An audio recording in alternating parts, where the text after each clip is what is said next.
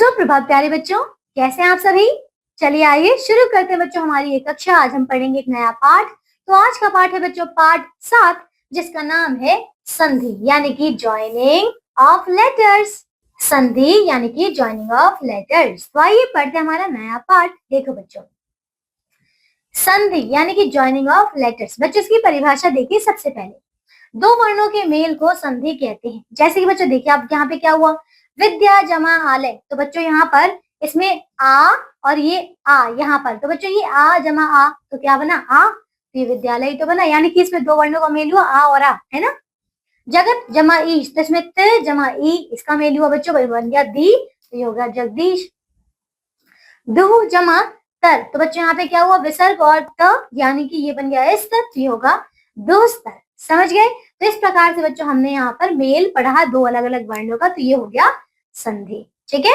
आप संधि विच्छेद बच्चों देखिए, एक शब्द को दो टुकड़ों में विभाजित करना संधि विच्छेद कहलाता है। जैसे कि मान लीजिए देवालय लिखा है, अब इसको अगर तोड़ के लिखा जाए देव जमा आलय, तो हो जाएगा संधि विच्छेद। ठीक है, याद रखें क्या है, संधि में प्रथम शब्द का अंतिम एवं द्वितीय शब्द का प्रारंभिक वर्ण मिलता है। संधि विच्छेद करते समय दोनों शब्दों का अपना अपना स्वतंत्र अर्थ निकलना चाहिए, तो ये ध्यान रखिएगा। ठीक है, आगे देखिए संधि भेद क्या है बच्चों, कितने भेद है इसके बच्चों, मुख्य 3 भेद होते हैं।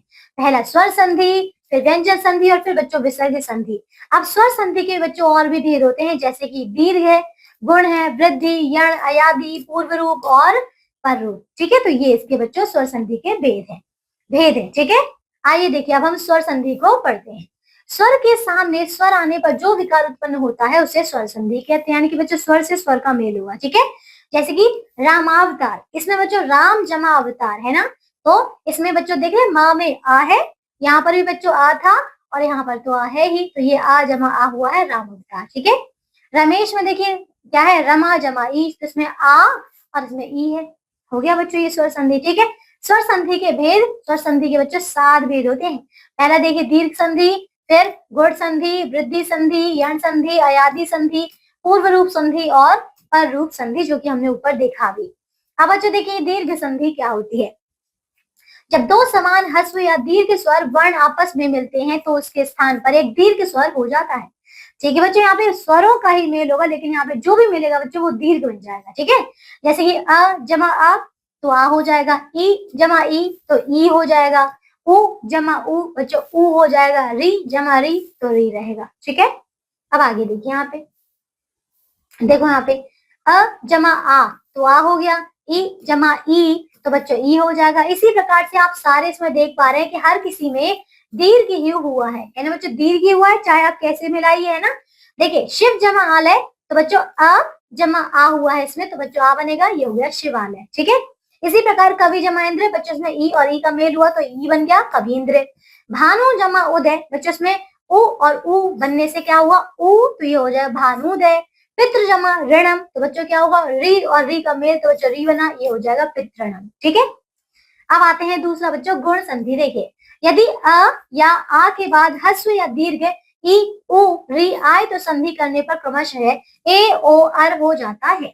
जैसे बच्चों यहाँ देखिए अ जमा ई तो क्या हो जाएगा, ए। ठीक है, ये देखिए अ, यहाँ देखिए आ जमा ई अगर है तो ए बन जाएगा, अ जमा ई अगर है बच्चों ए बन जाएगा, आ जमा ई अगर है तो ए बन जाएगा, है ना। यहाँ देखो अ जमा उ तो ये ओ बना, फिर आ जमा उ अगर है तब भी ओ बनेगा। ये देखिए हर किसी में ना अ जमा उ तो बच्चों ओ बना, आ जमा उ तो बच्चों ओ बनेगा। ठीक है, इसी प्रकार से अ जमा री तो अर और आ जमा री तो अर। ठीक है, देखिए रमा जमा ईश, तो बच्चों आ जमा ई हुआ इसमें, तो क्या बनेगा ए, तो ये हो गया रमेश, है ना। सूर्य जमा उदय, तो बच्चों इसमें देख रहे हैं इसमें बच्चों अ जमा उ का मेल हुआ बच्चों ओ बन गया, तो ये हो गया सूर्योदय। फिर देव जमा ऋषि, तो बच्चों अ जमा री हुआ तो ये आर बन गया देव ऋषि। समझ गए, ये सारे के सारे बच्चों हमारे गुण संधि के। अब आते हैं तीसरा बच्चों वृद्धि संधि। देखो यदि अ या आ के बाद ए या आए आए तो संधि करने पर दोनों की जगह आए हो जाता है, यदि ओ या आओ आए तो आओ हो जाता है। जैसे देखिए बच्चों यहाँ पे क्या है, बच्चों वृद्धि है तो इसमें भी बच्चों दीर्घ वाला ही बन रहा है, जैसे कि ए, अ और ए का मेल हुआ बच्चों तो ये आय बन गया, है ना। तो देखो यहाँ पे आ जमा ए हुआ तो भी आय बन गया, अ जमा आए है तो आए तो रहेगा ही, फिर आ जमा आए है तो भी बच्चों आए बनेगा, ठीक है। अ जमा ओ आओ बना, आ जमा ओ तब भी आओ है बच्चों, इन सभी में क्या है, आओ है, ठीक है। इन सभी में आए बना था, इसमें सब में आओ है। देखिए सदा जमा ए, तो बच्चों इसमें आ और ए का मेल हुआ तो ये आए बन गया, देखिए सदैव। महा जमा ऐश्वर्य है ना, तब भी बच्चों देखिए इसमें आए ही बनेगा, हो गया महेश्वर्य। फिर इसी प्रकार से ये है, तो ये कर लेंगे। अब आते हैं बच्चों, चौथा है यण संधि। देखो यदि ह्रस्व या दीर्घ ई उ री के बाद कोई अन्य असमान स्वर वर्ण आए तो संधि करने पर क्रमशः है य व र हो जाता है। जैसे बच्चों देखिए ई जमा अ, ठीक है, तो क्या बनेगा य, देखिए री जमा आ है तो र बनेगा, उ जमा आ है तो वो बनेगा। जैसे कि यदि जमा अपी, तो बच्चों इसमें ई जमा आ हुआ तो ये या बनेगा यद्यपि, समझ गए। फिर सु जमा आगत, तो बच्चों उ और आ का मेल हुआ तो ये वा बन जाएगा, देखो स्वागत। पितृ जमा आ गया बच्चों, इसमें री जमा आ हुआ है तो ये रा बन जाएगा, देखिए पितृ आ गया, ठीक है। अब आगे देखिए पांचवा बच्चों अयादी संधि। देखो यदि ए ओ आए आओ के बाद इनके अलावा कोई भी स्वर वर्ण आए तो संधि करने पर क्रमशः है आए अब आए आओ हो जाते हैं। जैसे बच्चों देखिए ने जमा अन, तो इसमें ए जमा आ हुआ तो ये आए बनेगा नयन। भो जमा अन बच्चों, इसमें ओ और आ का मेल हुआ आओ बन जाएगा तो ये भवन हो जाएगा। गै जमा अक बच्चों, इसमें आए जमा आ हुआ है तो ये आए बनेगा तो ये हो गया गायक। इसी प्रकार पौ जमा अक बच्चों, तो इसमें आओ और आ का मेल हुआ तो ये घा आओ बनेगा तो ये हो गया पावक, ठीक है। अब आता है इसका छठा पूर्व रूप संधि। देखिए पद के अंत में स्थित ए तथा ओ के बाद ह्रस्व अ आने पर उस अ का पूर्व रूप हो जाता है। जैसे बच्चों मनोजमा अभिलाषा, तो क्या हो जाएगा, देखिए इस प्रकार से मनोभिलाषा, ठीक है। अब यशो जमा अधिकार, तो बच्चों यशोधिकार, ठीक है। आगे सातवां है पर रूप संधि। यदि ह्रस्व या दीर्घ आ के बाद ए या ओ हो तो अ या आ आगे वाले ए या ओ में मिल जाता है। जैसे बच्चों देखिए यहाँ पे मामा जमा एरा तो ममेरा, दंत जमा ओष्ठ तो दंतोष्ठ है, ठीक है। अब ये सारे बच्चों उदाहरण से आप समझ जाएंगे। आइए चलिए अब आता है बच्चों दूसरा, इसका है हमारा व्यंजन संधि। देखो व्यंजन जमा स्वर या व्यंजन के साथ स्वर या व्यंजन का मेल होने पर जो विकार होता है ना, जो विकार उत्पन्न होता है उसे व्यंजन संधि कहते हैं। बच्चों इसमें व्यंजन के साथ स्वर भी मिल सकता है और व्यंजन के साथ व्यंजन भी मिल सकता है, ठीक है। पहला देखिए इसमें त से परे च ज ट ड द ल न में से कोई वर्ण आए तो त उसी वर्ण के रूप में बदल जाता है। बच्चों देखिए जैसे कि सत जमा चित तो सचित, ठीक है। सत जमा जन तो सज्जन, तत् जमा लीन तो तल्लीन, जगत जमा नाथ तो जगन्नाथ, समझ गए। अब देखिए दूसरा क्या है, त से परे श हो तो त का च और श का छ हो जाता है। बच्चों इन नियमों को आपको ध्यान रखना है, ठीक है। तो इसमें देखो जैसे कि उत जमा श्वास, तो क्या हो गया उच्छ्वास, यही तो लिखा था अभी कि च का, ये देखिए श का छ बन जाता है, ठीक है।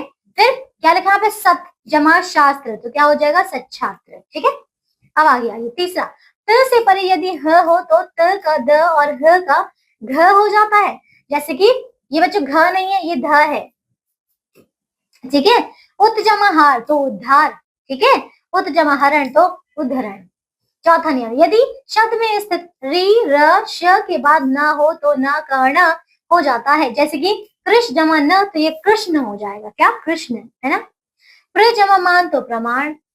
अब पांचवा, किसी वर्ण के प्रथम वर्ग जैसे कि क च ट त प के बाद कोई स्वर वर्ण या किसी वर्ग का तीसरा चौथा वर्ण ग घ ज झ ड ढ ढ द ध ब त्र या य र ल व अथवा ह हो तो उसी वर्ण का तीसरा वर्ण हो जाता है। जैसे कि बच्चों यहाँ पे दिग जमा अंबर तो दिगंबर, अच जमा अंत तो अजंत, षट जमा दर्शन तो षट दर्शन, ठीक है।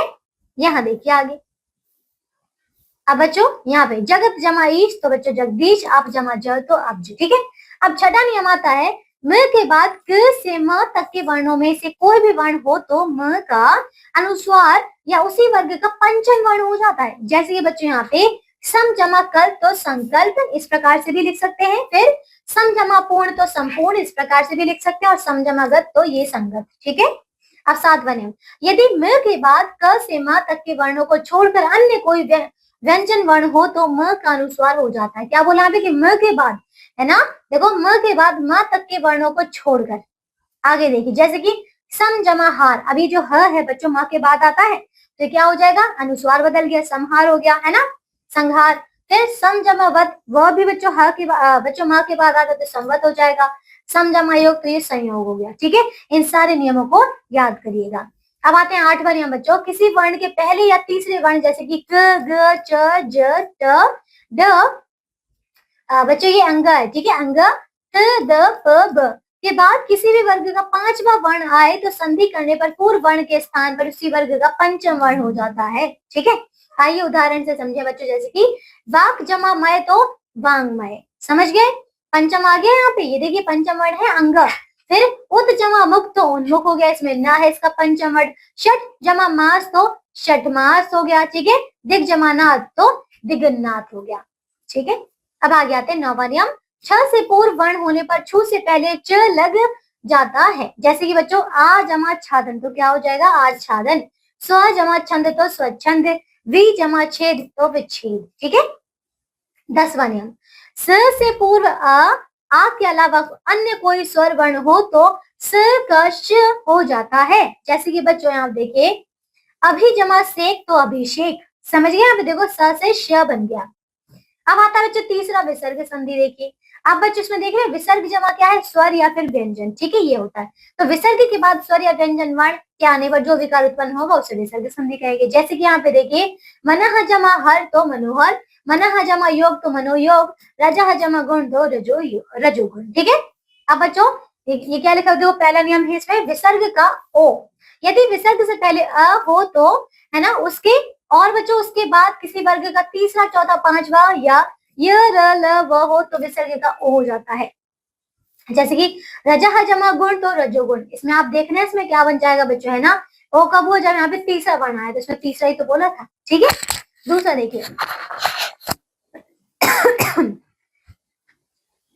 दूसरा है विसर्ग का र, आ के अलावा विसर्ग से पहले अन्य कोई भी स्वर वर्ण हो तथा उसके बाद किसी भी वर्ग का तीसरा पांचवा वर्ण या य र ल व हो तो विसर्ग के स्थान पर र हो जाता है। जैसे कि बच्चों निहि जमा गुण तो निर्गुण, निहि जमा जन तो निर्जन, निहि जमा मम तो निर्मम। ठीक है, अब आगे देखिए तीसरा नियम क्या है, विसर्ग के बाद च या छ होने पर विसर्ग का श हो जाता है।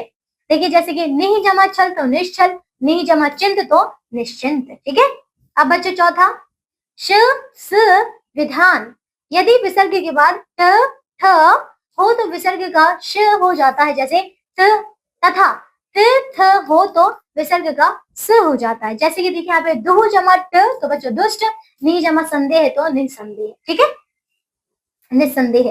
पांचवा, यदि ई ऊ के बाद विसर्ग हो तो उसके बाद क ख या प फ हो तो विसर्ग का श हो जाता है। जैसे कि पुह जमा कर तो पुष्कर, नहीं जमा फल तो निष्फल। समझ गए, तो ये थी बच्चों हमारी सारी संधि हमने यहाँ पे पढ़ ली है। ठीक है बच्चों, आप समझ गए। आइए अब आगे दिया है बच्चों आपको अभ्यास, तो अभ्यास के सारे प्रश्नों को पूरा कीजिएगा, मुझे आशा है कर लेंगे। ठीक है, तो आज के लिए सिर्फ इतना ही बच्चों, अब हम मिलेंगे अगली कक्षा में एक नए पाठ के साथ। तब तक के लिए इस पाठ को दोहराइएगा, संधि को अच्छे से पढ़िएगा, सारे उदाहरणों को याद कीजिएगा और अभ्यास के प्रश्नों को पूरा करना है। ठीक है बच्चों, अपना ध्यान रखिएगा, अच्छे से पढ़िएगा, बाय।